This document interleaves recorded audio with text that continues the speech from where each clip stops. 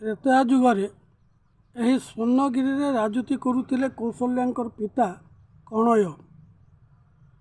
ଆସନ୍ତୁ ଜାଣିବା ସାରଳା ମହାଭାରତରୁ ତାଙ୍କର ବିଷୟରେ। ବାଲ୍ମୀକି ରାମାୟଣ ବାଲ୍ୟକାଣ୍ଡ 34 ସର୍ଗ ଅନୁସାରେ ବିଶ୍ୱାମିତ୍ର ନିଜର ପରିଚୟ ଦେବାକୁ ଯାଇ ଶ୍ରୀରାମଚନ୍ଦ୍ରଙ୍କୁ କହିଛନ୍ତି, ସ ପିତା ମମ କାକୁସ୍ଥ ଗାଧି ପରମ ଧାର୍ମିକ କୁଶବଂଶ ପ୍ରସୂତୋସ୍ମି କୌଶିକ ରଘୁନନ୍ଦନ। ଅର୍ଥାତ୍ ବିଶ୍ୱାମିତ୍ର କହିଲେ, ହେ ରଘୁନନ୍ଦନ, ମୁଁ ପରମ ଧାର୍ମିକ ଗାଧିଙ୍କର ପୁତ୍ର। କୁଶଙ୍କ ବଂଶରେ ଜନ୍ମ ନେଇଥିବାରୁ ମୋର ଅନ୍ୟ ନାମ କୌଶିକ ଅଟେ। କୁଶଙ୍କ ବଂଶଧରମାନେ ଯେଉଁ ଯେଉଁ ରାଜ୍ୟରେ ରାଜୁତି କଲେ ତାଙ୍କ ନାମାନୁସାରେ ସେହି ରାଜ୍ୟଗୁଡ଼ିକର ନାମକରଣ ହୋଇଛି।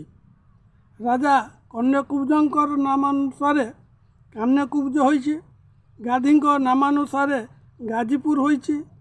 ରାଜା ଗାଧିଙ୍କର 2ଟି ପୁତ୍ର ଥିଲେ, ଗୟ ଓ ବିଶ୍ୱାମିତ୍ର। ଗୟ ଯେଉଁ ରାଜ୍ୟ ଶାସନ କଲେ ତାଙ୍କୁ ଗୟା କୁହାଯାଉଛି। ଦ୍ୱିତୀୟ ପୁତ୍ର ବିଶ୍ୱାମିତ୍ର ସନ୍ନ୍ୟାସ ଦୀକ୍ଷା ଗ୍ରହଣ କରିଥିଲେ। କୁଶ ଯେଉଁ ରାଜ୍ୟରେ ରାଜୁତି କରୁଥିଲେ ସେହି ରାଜ୍ୟକୁ କୁଶସ୍ଥଳୀ ବା କୁଶଳ ନାମରେ ପରିଚିତ କରାଯାଇଛି। ରାମଚନ୍ଦ୍ରଙ୍କର ମାତା କୌଶଲ୍ୟା ଏହି ଚନ୍ଦ୍ରବଂଶୀ ରାଜା କୁଶଙ୍କ ବଂଶଧର ଥିଲେ। ପୁରାଣ ଯୁଗରେ ଭାରତୀୟ ନାରୀଙ୍କର ଏକ ସ୍ୱତନ୍ତ୍ର ମର୍ଯ୍ୟାଦା ଥିଲା। ନିଜର ସ୍ୱତନ୍ତ୍ର ପରିଚୟ ମଧ୍ୟ ରହୁଥିଲା। ରାଜ୍ୟର ନାମ ସହିତ ତାଙ୍କର ନାମ ଜଡ଼ିତ ଥିଲା।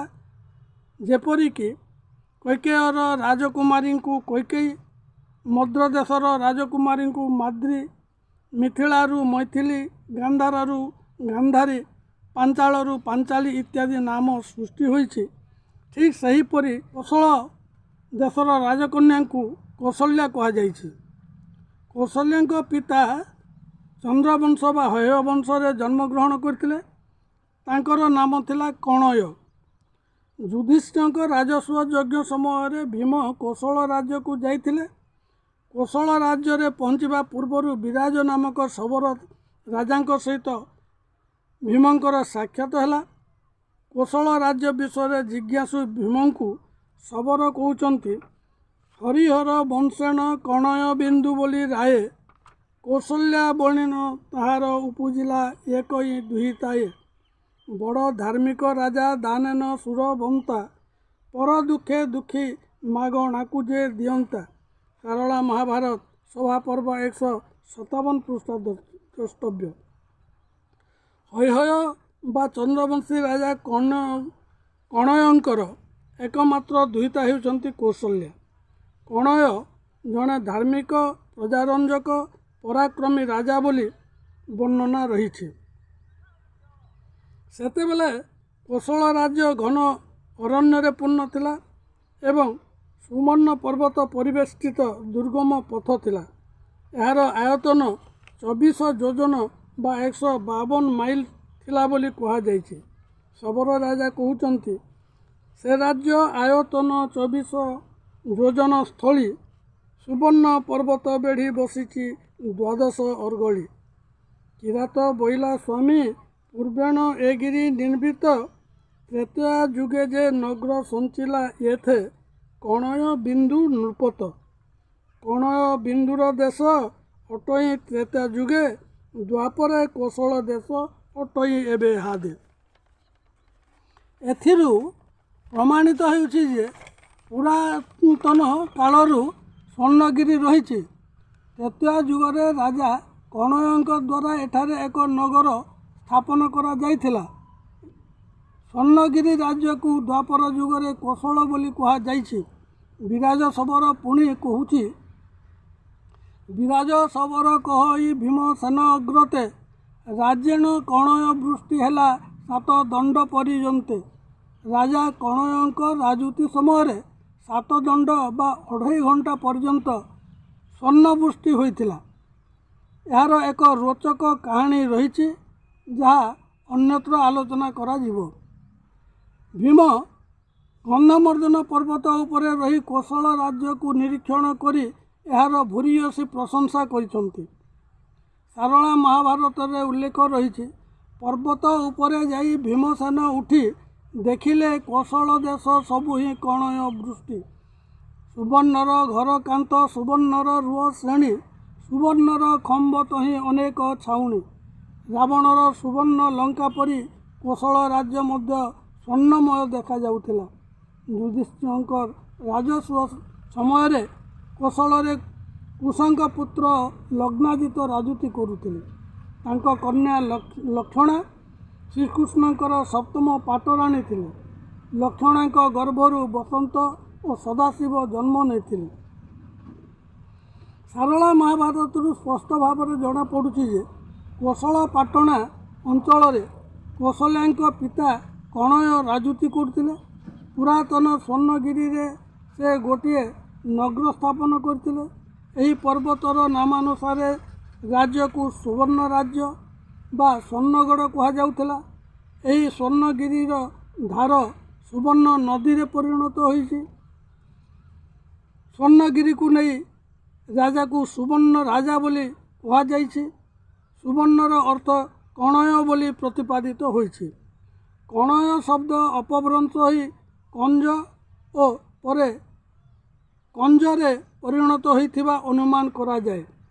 ऐतिहासिक श्रीजुक्त रामचंद्र मल्लिक प्रमाणित करिसंति जे स्वर्णगिरी नदी अपभ्रंश होई सोनगढ़ बा सुनगढ़ परिणत होइछि। जोरासिंगा चंद्रपुर और देवगाँ अंचल प्रवाहित यही सुनगढ़ नदी निकटरू उत्तर दिगरे एक जंगल थिला। कालक्रमे यही जंगल नष्ट होई पतरारे परिणत हैला। मोर मन अछि पलाश केन्दु और खजुरी बुदा परिपूर्ण यही अंचल को कुंजगुड़ी पतरा कहा जाउथिला। वर्तमान मध्य यार किछि अंश को कुंजगुड़ी बा कुंजगढ़ बोली कहा जाउछि। एही कुंजगुड़ी शब्द कणयगढ़रू सृष्टि होइथिबार अनुमित हुए। पाली भाषा रे यह कंजगड़ी बा कुंजगुड़ी होइथिबार प्रतीयमान हेउछि। कारण गाउली गाँर भाषा को पाली भाषा कहा जाइछि। पाली और संस्कृत भाषा को नहीं एक वीडियो निकट भविष्यत प्रकाश करने को जाउछि। से स्पष्ट भाव में उल्लेख करा जाइछि। तेणु यही कौशल्या जन्ममाटी यही स्थान ही थिला बोली अनुमान करा जाए। सोनगढ़ नदी रे थिबा अनेक घाट मध्यरु कुशली घाट अन्यतम। यही घाट नहीं तोसाली बा तुसुरा को जीवार रास्ता रही। आहुरी रहस्यमय कथा हेउछि जे एही स्थान को बहु दूर दूरांतररू निसंतानी दंपति माने संतान प्राप्ति निमंते आसुथिले। यह कुशलीख्या नाम प्रसिद्ध अटे। यही कुशलीख्या और कुशली घाट सहित कौशल राज्य बा कौशल्या नाम जड़ित बोली मने करा जाउछि। यह गवेषणा सापेक्ष। टिके आगरू कुंजगुड़ी विषय आलोचना करा जाउथिला। एही कुंजगुड़ी विस्तीर्ण अंचलरू अतीव पुरातन इटा पत्थर इत्यादि सामग्री मिली था। श्रीजुक्त ललित कुमार मिश्र पूर्वतन हाईकोर्ट जज यही स्थानरू आहत पोड़ा हांडीर भग्नावशेष उद्धार करथिले। से जड़े ऐतिहासिकंकर दृष्टि को आनी जानी पारिथिले जे ताहा प्राय 4000 वर्ष पूर्वे गढ़ा जाइथिला। श्रीजुक्त मिश्र सोनगढ़ नदीर चिकण कला बालीरू परीक्षा कराई जानी पारिथिले जे तहिरे कोबाल्ट रहिछि। एही नदीर बालीरू लोक माने सोनार सूक्ष्म कणिका संग्रह करुथिले बोली से दृढ़ मत देइथांती। एही स्थानरू एक प्रस्तर निर्मित पात्र श्रीजुक्त अशोक थनापति हस्तगत होइतिला। से ताहा साइती रखिछंती। एही अंचलर विभिन्न स्थान रे टेराकुटा पड़ी रही। पुरातन इटा पत्थर विभिन्न प्रकारर मूर्ति जरासिंगा चंद्रपुर और देवगाँ अंचल प्राप्त होता है। श्रीजुक्त शंकर प्रसाद साहू देवगाँ कहते चंद्रपुर ग्रामर माटी तलु रौप्य मुद्रा और देवगाँ सागर निकटर स्वर्ण मुद्रा अनेक लोक प्राप्त होती। ଡକ୍ଟର ସତ୍ୟନାରାୟଣ ରାଜଗୁରୁ ତାଙ୍କର ଓଡ଼ିଶାର ଇତିହାସରେ ଉଲ୍ଲେଖ କରିଛନ୍ତି ଯେ କଳାହାଣ୍ଡି, ବଲାଙ୍ଗୀର, କୋରାପୁଟ, ଫୁଲବାଣୀ ଓ ଗଞ୍ଜାମ ଆଦି ଜିଲ୍ଲାରେ ପ୍ରଚୁର ପରିମାଣରେ ପ୍ରସ୍ତର ଯୁଗର ଉପାଦାନ ରହିଛି। ସେ ନିଜେ ମଧ୍ୟ କଳାହାଣ୍ଡି ଓ କୋରାପୁଟ ନିକଟସ୍ଥ ଗୁଡ଼ହାଣ୍ଡି ପର୍ବତରୁ ପ୍ରାକ୍ ଐତିହାସିକ ଯୁଗର ଚିତ୍ରଲିପି ଆବିଷ୍କାର କରିବାକୁ ଯାଇ ପ୍ରସ୍ତର ନିର୍ମିତ ଏକ କୁଠାର ହସ୍ତଗତ କରିଥିଲେ। ତାହା ପ୍ରାଚୀନ ପ୍ରସ୍ତର ଯୁଗର ଅସ୍ତ୍ର ବୋଲି ଜଣାପଡ଼ିଛି। ଆମର ବିଶ୍ୱାସ ରହିଛି ଯେ ଏହି ସୋନଗଡ଼ ନଦୀ କୂଳରେ ଏକ ଉନ୍ନତ, ସମୃଦ୍ଧ, ବିଶାଳ ନଗରୀ ଥିଲା, ଯାହାର ଆୟତନ 7 ମାଇଲ ବୋଲି ଅନୁମିତ ହୁଏ। ଏହାର ପ୍ରମାଣ ହେଉଛି ବର୍ତ୍ତମାନର ଦେଓଗାଁ ନିକଟସ୍ଥ ଯୋଗୀସାଗର। ତ୍ରେତୟା ଯୁଗରେ ନିର୍ମିତ ସ୍ୱର୍ଣ୍ଣଗିରି ଦ୍ୱାପର ଯୁଗରେ ସାଗରରେ ପରିଣତ ହୋଇଛି।